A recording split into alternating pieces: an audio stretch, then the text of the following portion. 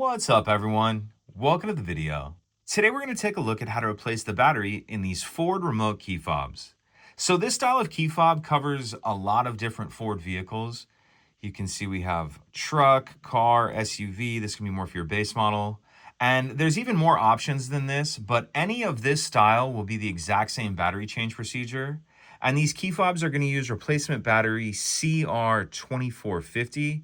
And I'll put a link in the description box of this video to where you can find these replacement batteries if you're in need.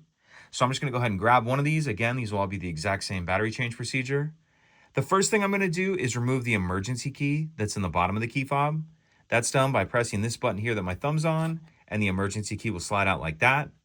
Now I'm going to hold the key fob with the buttons facing down, and if we take a look at the bottom of it, we can see there's this kind of long slot right here that I'm touching with the end of the key.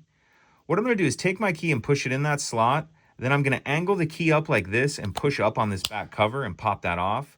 And that can take a good amount of pressure to pop that off, especially if it's never been off before. But once we get that cover off, we see our battery right here.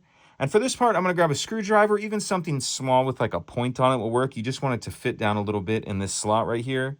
It'll allow you to get on the edge of the battery and get that battery out of the holder.